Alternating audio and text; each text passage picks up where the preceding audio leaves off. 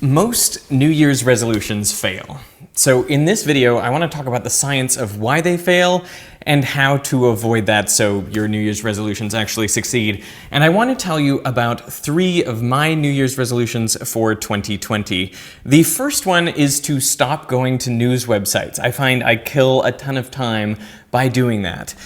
Now, don't get me wrong, I do think it's important to know what's going on in the world, but I just don't think following the day-to-day developments of the news cycle is the way to do that. So instead, I'm going to get one newspaper delivered to my house every week. And that is how I am going to stay informed.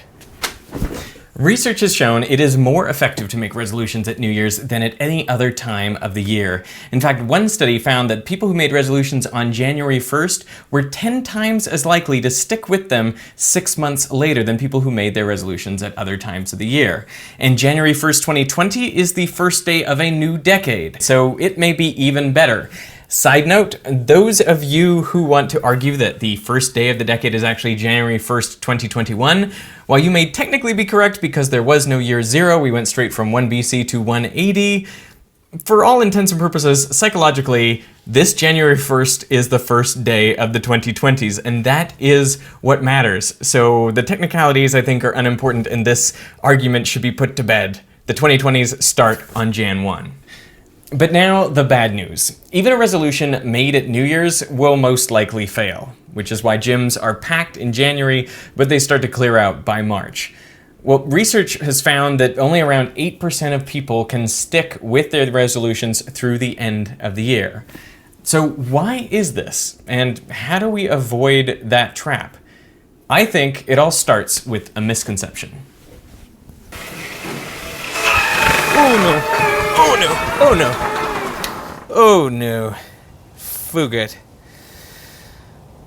Well, this is going to be the part of the video where I ran on the treadmill, but the treadmill's just broken.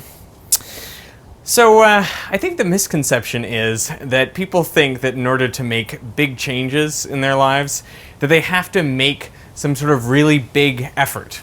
I mean, let's say your goal was to run a marathon. You might plan on running 10 kilometers 3 times a week. That seems kind of proportionate to the end goal, and you might be excited and really motivated to do it for the first few weeks.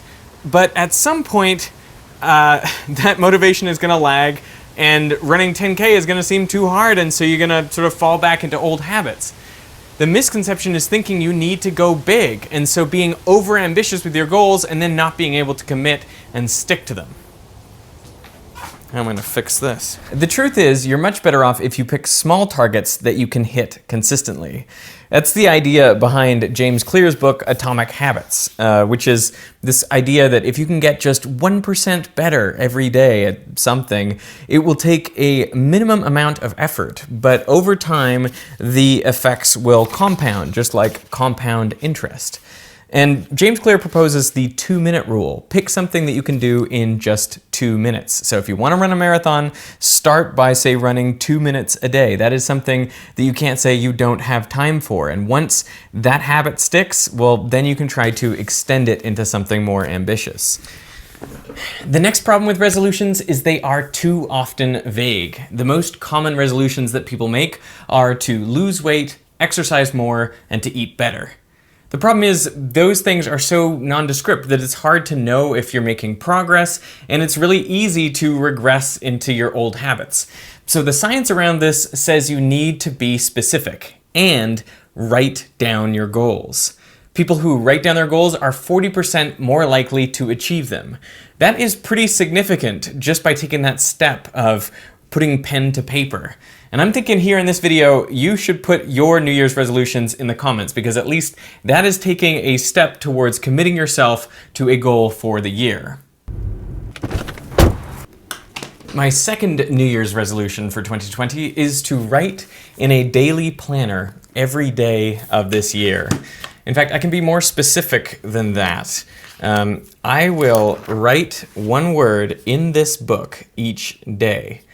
Now, I know one word might seem unhelpfully, ridiculously little to write in this book, but I want to commit to this idea of starting small, with the idea that if I get in the habit of making the time to at least write down one word on each one of these pages, well then maybe some days I will write more than one word, and that will be helpful in terms of planning my day a little bit, and so hopefully I will be more productive than I would have been otherwise. And then it's really important to track your progress in an obvious and visual way. And I'm going to use the Everyday Calendar by Simone.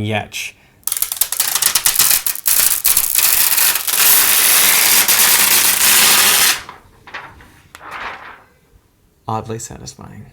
Where there's a button for every day of the year, and you can push it and the light turns on. And that is really satisfying. So I think this will encourage me to write down a word early in the day so that I can go and turn on the light for that day. What's great about this is it's a very visual way to track my progress and to have it in an obvious place where I can look at it all the time. And I'll put it in the back of shot for some of my videos in 2020 so you guys can see how I'm progressing towards this goal. So the third major problem with New Year's resolutions is that people seem to think it's about having more willpower or motivation, being able to resist temptation better.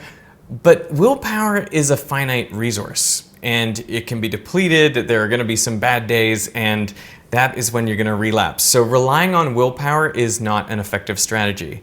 And research has shown that people who have better self-control actually just have to exercise it less. And the way they're able to do that is by structuring their environments so they don't have to exercise their willpower. I find in my kitchen, it's always like the treats and snacks which are left out on the counter, but the veggies which are like tucked away in the vegetable crisper drawer. And I get it because, you know, that's where the veggies are meant to go to keep them crisp.